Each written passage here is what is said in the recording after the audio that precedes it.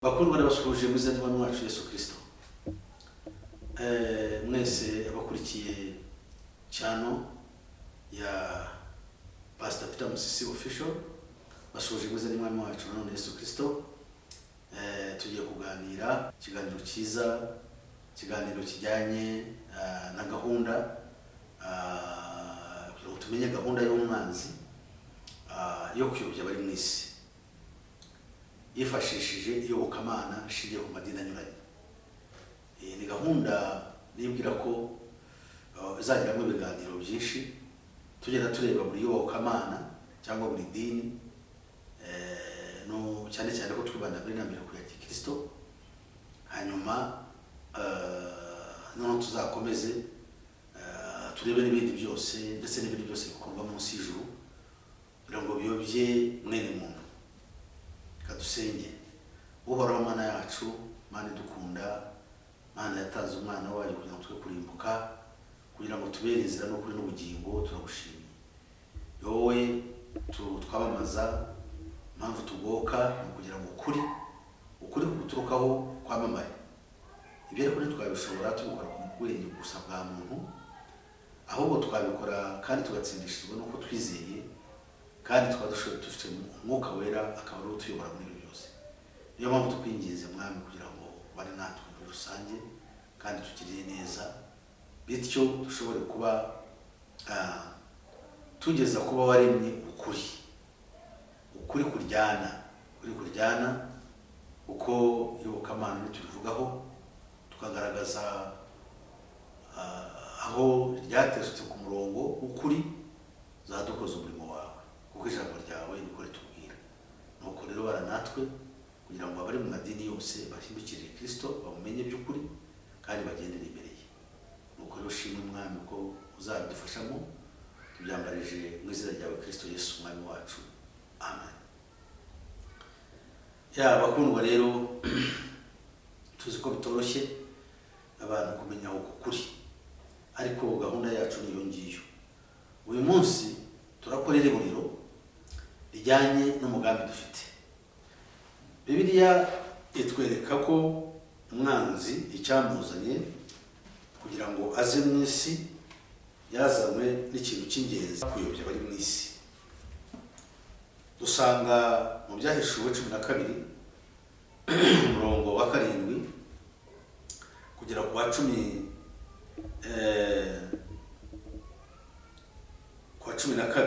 we ku wa 7 wa 12 hari amagambo agira ati: mu ijoro habaho intambara, Mikayeli n'abamarayika be batabarira kurwanya cya kiyoka. Ikiyoka kirwana cyifashishije abamarayika bacyo, babandi bigometse aribo bahindutse abadayimoni, ngo ariko ntibanesha, kandi mu ijoro ahabo ntihabakiboneka. Cya kiyoka kinini kiracibwa, aricyo ya nzoka ya kera yitwa umwanzi ndetse akaba ari na Satani. Gifite inshingano ikomeye kuko aricyo kiyobya abari mu isi bose.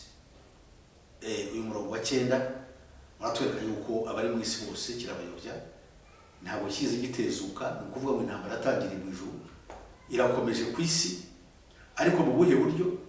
Mu buryo bwombi, mu buryo bw'intambara zimena amaraso, mu buryo bw'abantu kuzanamwo imitima yabo mibi, hakaba ibibi byica. Ariko ibyo ntibihagije. Urupfu rubi cyane ruta zose ni urupfu rw'ica ubugingo. Urwo rupfu rw'ica ubugingo rero nta kindi kintu ruturuka ku cyago cyitwa ubuyobe.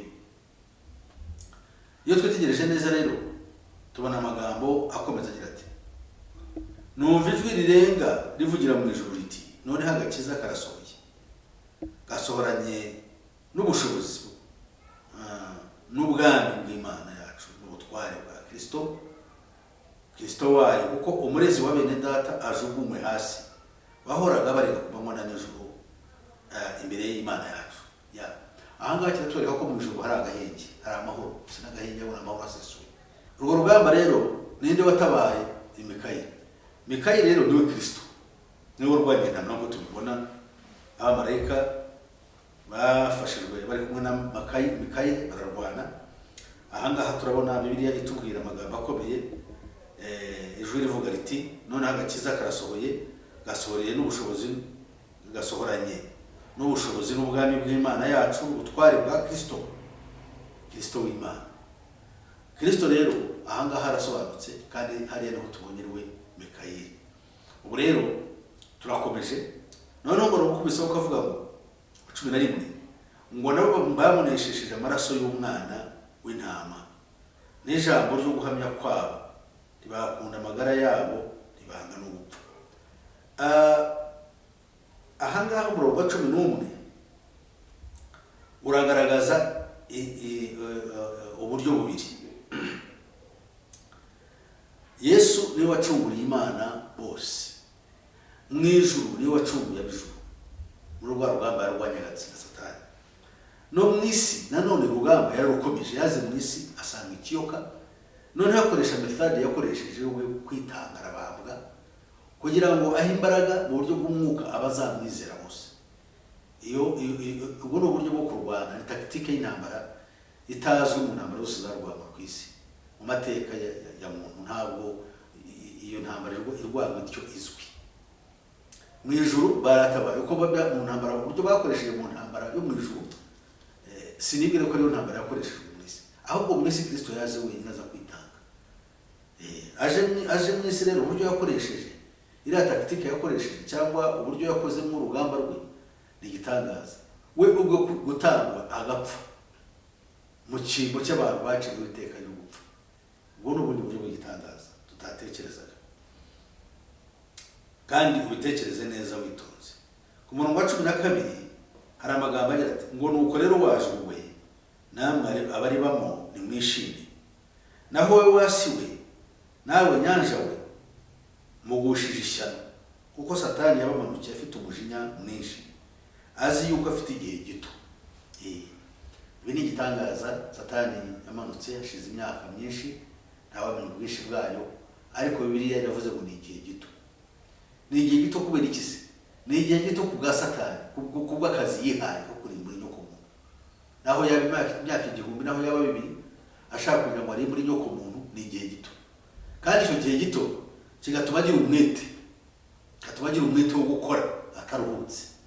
Byumvikane ko itorero ry'Imana ari ryo kumubiri wa Kristo, ari we Kristo ubwe ko n'umutwe waryo, rikwiriye naryo gukora ubutaruhuka kugira ngo rishobore gutsinda umwanzi.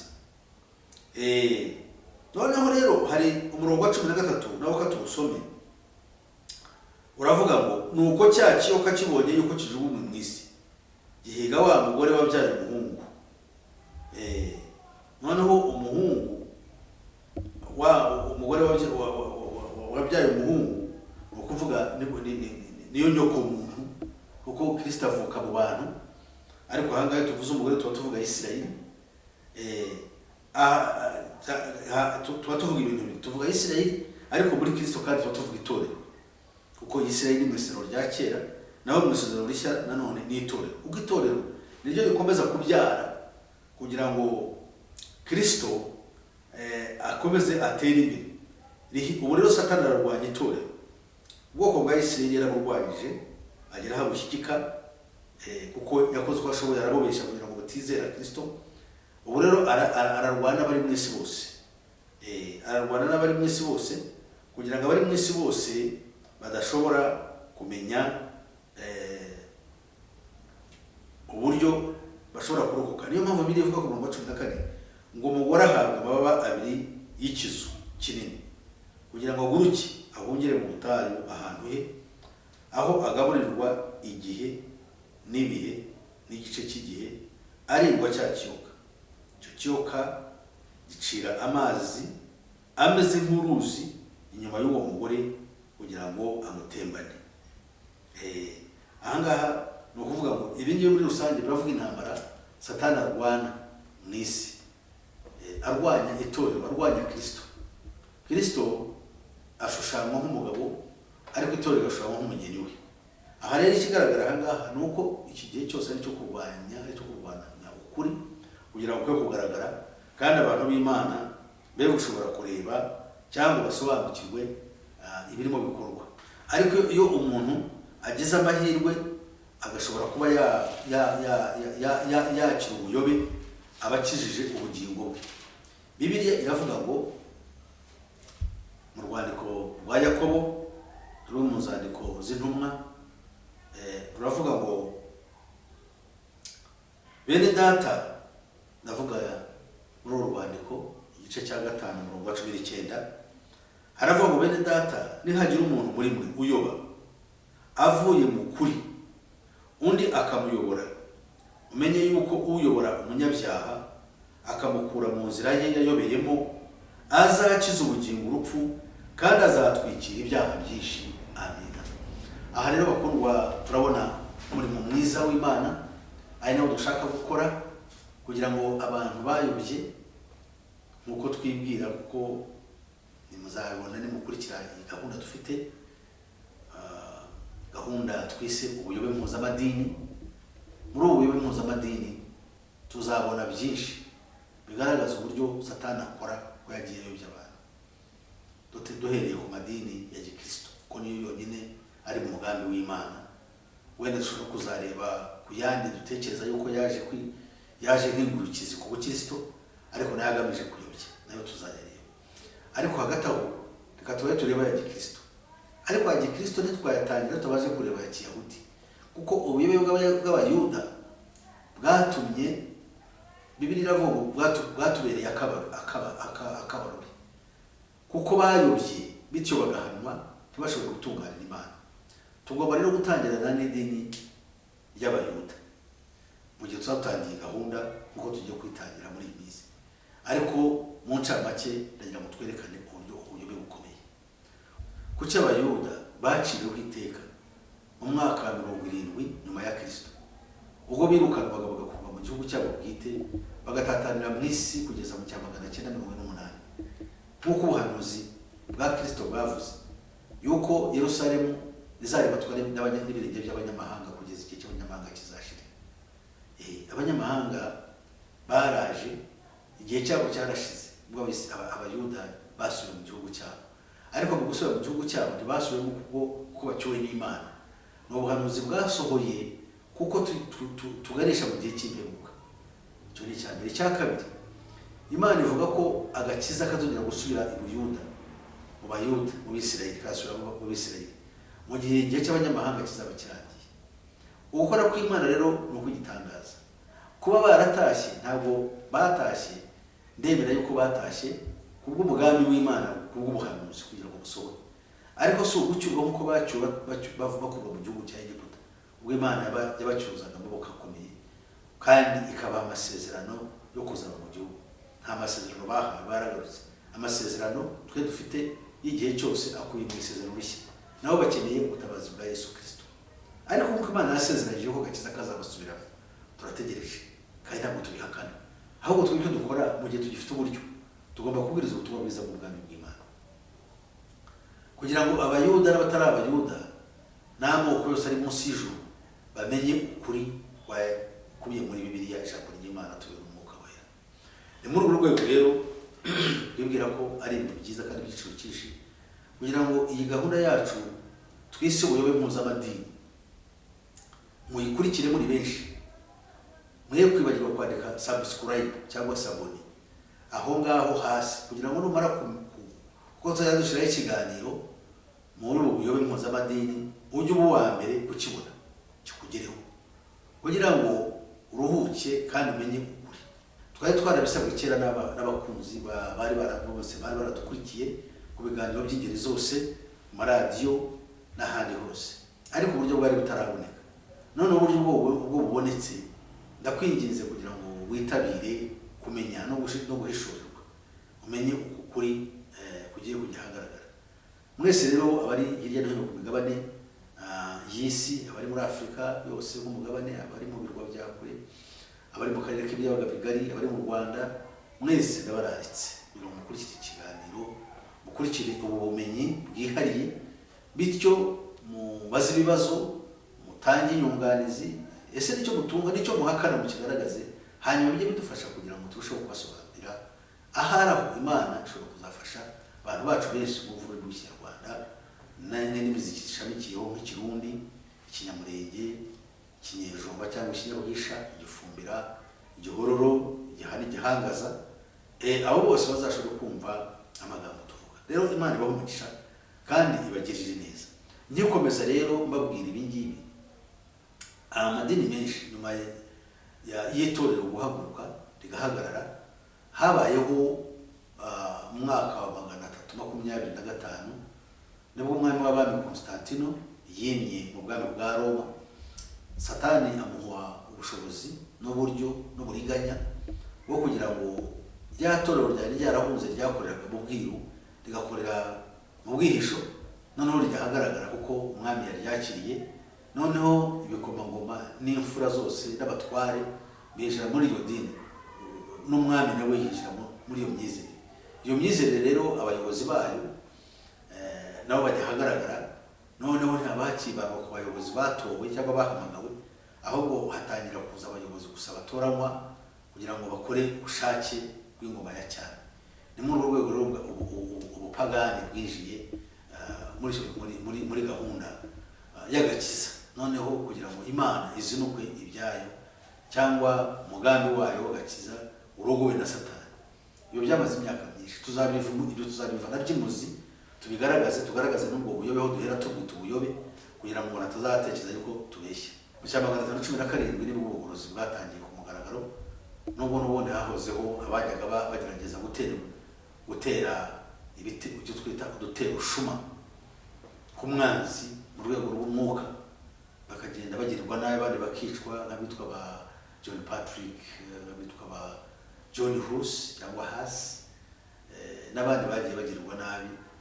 Ariko noneho ku mugaragaro habaye imbaraga zikomeye, haza resistance ikomeye yo kurwanya ubwo buyobe yo twise Protestant.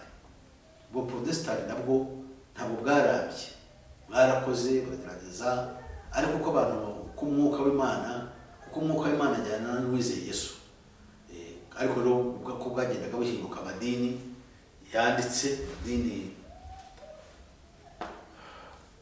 ari amadini yo twita organized religion, yagiye atakaza umurongo.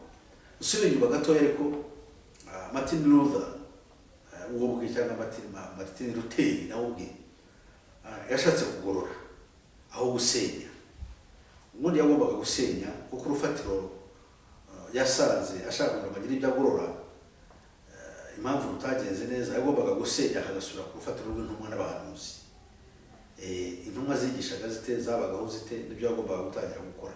Ariko yashatse kugorora, ariko asigaza myinshi imihango, cyane cyane imihango ijyanye na kiyobozi ishingiye kuri gahunda ya gitambyi yari yagaruwe n'abari bashinze urufatiro rwa Kristo muri iyo myaka y'ubwami bw'Abaroma narimvuze, abari yakomerezaho. Bibiliya nubwo bayigisha neza, ariko abo bigisha batarabyawe n'Imana ntacyo byabamarira. Niyo mpamvu Yesu yavuze ati ntimugafate margarita yanyu ngo mwijugunyire ingurube, kuko ingurube ishobora guhindukira yamaze kwanuza margarita yanyu namwe ikabarya. Rero niyo mpamvu tuzi ijambo ry'Imana rigomba guhabwa abatoranyijwe, kandi rikabera umushinja abanze kwizera ukuri, kuko Bibiliya iravuga ngo muzangwa, kandi mu butumwa bwiza bw'ubwami buzabwirizwa amahanga yose, kugira ngo ubwo butumwa buyabere ubuhamya. Ubutumwa bwiza bugomba kubwiriza amahanga bukabera ubuhamya n'imperuka izaza. Ntibivuze ngo abazahamirizwa bazahindukira ukuri, ntabwo bashobora guhindukira. Niyo mpamvu rero twe tubwiriza ubutumwa muri iki gihe cy'imperuka, kugira ngo ubutumwa bwiza bugere ahantu hose. Ndabingize rero kugira ngo dushyikire muri iyi gahunda mwumva ibyo ngibyo. Ubuporoso rero bumaze kumara imyaka nka 300, ni ukuvuga kuva muri 2000, kuva mu cya 500 kugera mu cya 800, ni imyaka 300. Haje kuvuka indi myizerere, navuga yuko yo yari irushijeho kuyoba, yari ishingiye ku mayerekwa. Ayo mayerekwa tubonamo amadini menshi yaje kuzamo, nk'Abayehova, abitwa Branham, abitwa abamorimori cyangwa abamonizi ndetse n'abadivantisite. Hari abadivantisite b'umunsi wa karindwi n'ababatisita b'umunsi wa karindwi n'abapantekote b'umunsi wa karindwi.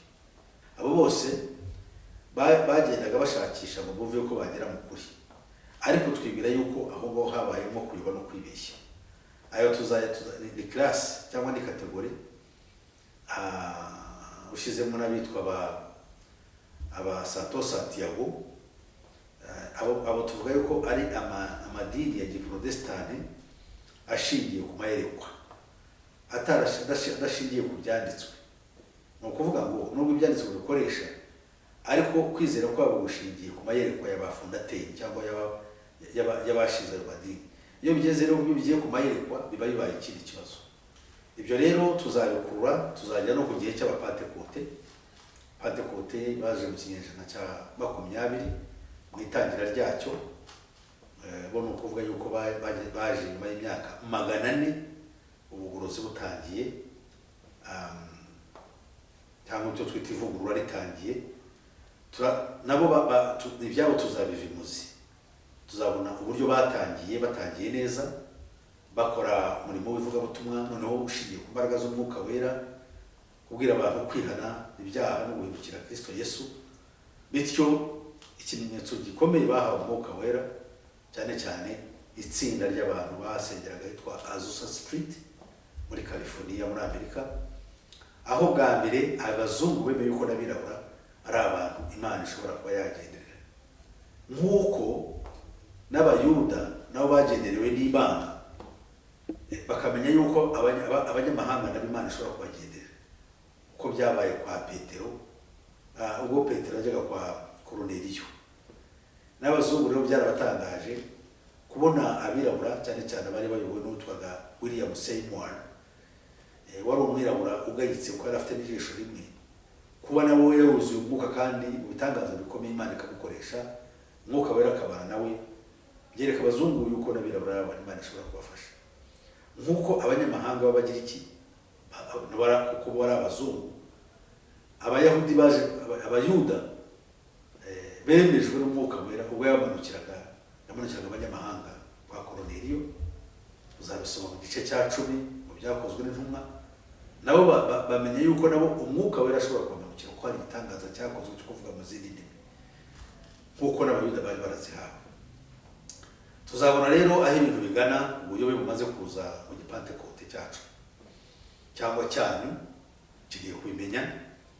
Haje mu inyigisho za prosperity, haje mu inyigisho zo twita wikirimonology, aho abantu basigaye baragura bakabyita ubuhanuzi, aho imbaraga za juju na voodoo, imbaraga za nyabingi, imbaraga za gikonikoni z'uburyo bwose cyangwa icyo twita mysticism zifashishwa mu kwemeza abantu yuko ibyo bintu ari imirimo y'Imana. Ibyo bikaba bitutwara ahantu habi, aho bigeze murabona ko naho byatugejeje ahantu habi, bigeza naho insengero zimwe zifungwa. Zino nsengero gufungwa ndakurikirana amateka yazo, kavuge mu Rwanda, nibere ko no ku isi yose niko bimeze. Ariko mu Rwanda habanje kuba akajagari kakorwaga n'amadini yacu ya Pentecote cyangwa ya Evangelical Churches, bikazana imanza, abantu bagahora mu manza, abandi bakarwanira mu kwituti, abandi bamwe bapfa amaturo, abandi bapfa abayoboke, abandi bapfa ibintu bidasututse. Ibyo byabaye intandaro ikomeye ya leta kwinjira mu bitaka yinjiramo, ndetse amwe mu madini akomeye araturega, arega abapantekote n'abandi bantu b'amadini yitwa ngo ni Evangelical Churches, amadini yitwa ya mwuka. Rero bikaba ari ikibazo kuba abantu bari abamwuka uko bitwa ariko ntibayoborwe na mwuka, bikaba ari ishyano. Abo rero bayobozi b'amadini akomeye ya rutura baje kubareka ko kimwe mu bibazo bafite ari uko batize, ari abantu babaswa, bakwiriye kwiga bakaba bafite za doctorat za licence. Ibyo byasanuye hejuru rero, kandi koko bakeya muri abo bantu bayoboraga amadini ya Pentecote bageze mu ishuri ni bake, usibye n'amashuri ya teologiya n'abari bafite amashuri asanzwe yo ku rwego nibura rwa secondary bari bake. Abenshi babaga ari abantu bahangwaho gusa n'imyuka ya kidayimoni, bakagenda birukanka ngo bavuga iby'Imana abantu bakabakurikira kuko Cyongereza baca umugani ngo the birds of the same feather flock together, ngo inyoni zisa zigendera hamwe, cyangwa se mu Kinyarwanda baravuga ngo ibisa birasabirana, ibisa birasabirana, igikona cyasabiye ikibiribiri. Ibyo rero bikaba ari ishyano kuko ntabwo dukwiriye kuba tumeze dutyo. Abantu benshi baciriritse mu bitekerezo no mu bumenyi bagakurikira abantu bafite imyuka batitaye ku bushobozi bafite cyangwa mu bumenyi bw'iyobokamana bafite. Ntabwo ndemera namba yuko amashuri ahesha umuntu umwuka w'Imana, ariko kandi nemera yuko nibura kuba warizeho amashuri aya ngaya asanzwe bituma nibura ugira ibitekerezo bijyanye n'ubumenyi nibura bw'iyi si, nibura ukaba ubuzi. Aho umuntu abuze ubwenge ubumenyi bw'iyi si, none ubumenyi bw'Imana ntabuzi, akifasha gusa imyuka n'ibitangaza, ugasanga umuntu ibyo agenda ashyira imbere. Usanga abantu benshi, abagore, abagabo, ariko cyane cyane ab'igitsina gore bo bazwa benshi aribo bahanura mu byumba bashinga amadini. Noneho uko bigenda birushaho kwimanipulira cyangwa bigenda birushaho kuba byinshi, bikagenda bitesha agaciro iyi nzira yacu y'agakiza, cyane cyane aho itorero rya Mwuka. Itorero ry'Umwuka ntabwo riba rikwiriye guteshwa agaciro, kuko niyo ryakabaye ari urugero rwiza. Kuko abavuye mu yandi madini nayo twita mainstream churches y'abakristo, yahungiye cyangwa yashatse binyuze mu butumwa bwiza. Nanjye ndimo kavuge niyo twashaka kumenya Imana by'ukuri, twumva yuko habayeho ko cyadurisha ari cyadurishwe kandi cyabukuri, kugira ngo ukuri kujya hagaragara. Twanga ibinyoma n'ibikoresho by'uburyo bwose n'ubuyobe bw'ingeri zose. Niyo mpamvu twahagurukije iyi ntambara. Murabona ubu ngubu aho insengero zifungiwe, noneho Satani yakoresheje uyu murongo wa YouTube. Nanone ibyakorwaga mu nsengero, byakorwaga mu mashyamba, mu bihanamanga, byakoreshwaga mu buvumo, ibyo bita mu butayu, barabizana bakabishyira kuri YouTube. Huzuye ubuyobe, naho zende bamwe mu bita ngo n'abapote n'abaprofete, bigeze no kubasenyera ingo. Mwavuga ngo umugore wanjye n'igihe bamuhaye amavuta, ariko none arasuzugura, yifatanyije n'abandi bagore batuha abagabo. Kuva abantu baratanga bene ubwo buhamya kandi batanga ku mbuga nkoranyambaga. Ibyo bikaba bitubabaza kuko hari icyo bivuze. Undi muntu bireba ahita neza ibi bintu byacu by'umurimo w'Imana bituka. Izi mbuga nkoranyambaga ko ziroroshye abantu benshi kuri ibi bintu akanya gato, byakabaye ari byiza, ariko Satani nawe arabyinjira kugira ngo izo mbuga nkoranyambaga za YouTube noneho zipfe nazo, abantu bajye bazifata nkaho ari imbuga z'abasazi. Iyo mpamvu rero tugize ishyaka twakagurukiye umurimo kugira ngo ibyo bintu tubicyahe, tugerageze gusubiza agaciro ijambo ry'Imana turisanga kuri YouTube. Ntabwo rero tuzatezuka dusanze yuko n'abantu b'Imana bari kuri YouTube bakurikirana ibiganiro by'Imana, nabo bakwiriye gutabara. Ntabwo twe tubatabara, n'Imana itabara. Tugashyiraho umurongo uhinyura kandi urwanya ubuyobe burimo bushaka gutwara benshi wagendere mu kurimbuka. Ndakurarika rero wowe unkurikiye unyumva, kugira ngo ugire ishyaka ryo gukurikira ibiganiro, wiyandikisha icyo utasaba subscribe cyangwa subscription cyangwa sabone. Noneho tujye dushyiraho ikiganiro wagikurikiye, ugira amatsiko yo kumenya amadini uko akurikirana n'iryawe rizaba ririmo. Ntabwo turwanya wowe, tuzavuga idini tukwereke aho tubona yuko ari ubuyobe kuri iyo dini.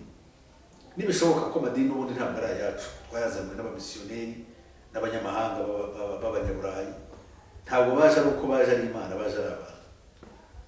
Twebwe rero natwe igihe kirageze Abanyarwanda n'abirabura muri rusange, aho kugira ngo tuyobe dusubira mu kubandwa no mu kuraguza, kuko aribyo bigezweho, kugira ngo tuzarimbuke, aribyo bita mu ndimi z'amahanga babita ngo ni wicked monology.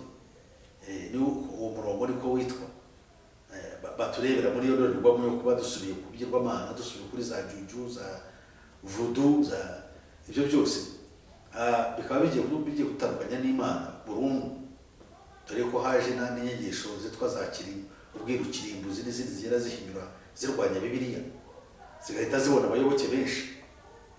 Noneho bidufashe hamwe n'abandi bakunda ukuri bazadufasha kugira ngo turwanye icyago cy'ubuyobe, twiriye tudashidikanya kandi yuko bizagenda neza.